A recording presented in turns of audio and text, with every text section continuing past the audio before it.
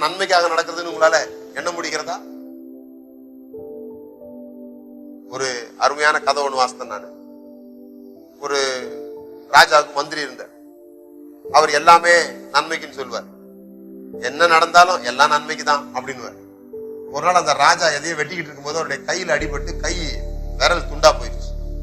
ராஜாவுடைய சுண்டு விரல் துண்டா போயிடுச்சு. மந்திரி சொன்னார் எல்லாம் நன்மைக்கு தான். ராஜாவுக்கு ரொம்ப கோபம் வந்துடுச்சு. என் விரல் துண்டா போனது உனக்கு ரொம்ப நல்லதுக்கு தானா?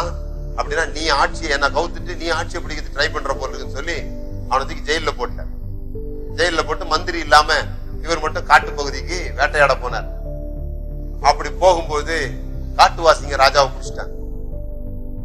ராஜாவை பிடிச்சு ஆஹா நம்ம குலதெய்வத்துக்கு இவரை பலி செலுத்த வேண்டியதான், ரொம்ப நல்லா இருக்கிறாரு அப்படின்னு சொல்லி குலதெய்வத்துக்கு பலி செலுத்தலான்னு சொல்லி அவரை கட்டி வச்சுட்டாங்க. காட்டுவாசிகள் அப்படிதான் செய்வாங்க, அதனால கட்டி வச்சுட்டாங்க.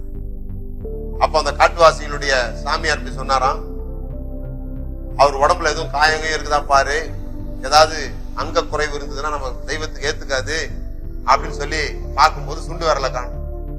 உடனே இவர் அவுத்து விட்டுருங்க, இவர் நம்ம தெய்வத்துக்கு ஆகாதுன்னு சொல்லிட்டான். அப்பதான் ராஜா நினைச்சாராம், ஆஹா இந்த மந்திரி சொன்னது நல்லது தானே, எல்லாம் நன்மைக்குனாரு, இன்னைக்கு மட்டும் என் கை வெட்டுப்படாம இருந்திருந்ததுன்னா என்ன இவங்க பலி செலுத்திருப்பாங்க, என் உயிர் போயிருக்குமே அப்படின்னு நினைச்சிட்டு மந்திரியை ஜெயில இருந்து விடுவிச்சு நன்றி சொன்னார். மந்திரியாரே ரொம்ப நன்றி, நீங்க சொன்னதை நான் தவறா புரிஞ்சுக்கிட்டேன், நான் மன்னிச்சிருங்க அப்படின்னு சொன்னார். மந்திரி சொன்னாராம், என்ன ஜெயில போடுறது கூட நன்மைக்கு தான் அப்படின்னாராம். ராஜா கேட்டாராம், எப்படி அதை நன்மைக்குன்னு சொல்றீங்க அப்படின்னு.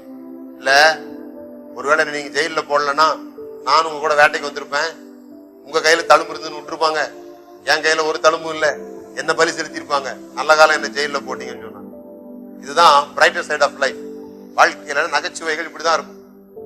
வாழ்க்கையில நமக்கு சோகங்கள் நடக்கும் போது அதில் உள்ள நன்மைகளை பார்க்க கற்றுக்கொள்வதுதான் நீங்கள் அடுத்த படி வெற்றிகரமாக எடுத்து வைப்பதற்கு உங்களுக்கு உதவியா இருக்கும். இங்க நகோமிய பாருங்க, இப்படி புலம்பிட்டே இருக்கிற, ஆனா ரூத் ஒரு வார்த்தை கூட பேசல. நீங்க ரூத் புஸ்தகத்தை வார்த்தை பாத்தீங்கன்னா ரூத் சாதக சிந்தையினால் நிறைந்தவள், அவ பாதகமாவே பேசல. ரூத் ஒருபோதும் தனக்கு குறைவா பேசல. ரூத் தன்னை பற்றி தனக்கு தேவன் உதவி செய்வார் என்கிற நம்பிக்கையுடையவளாக இருந்தாள். அதனாலதான் அவளால அற்புதங்களை பார்க்க முடிஞ்சது.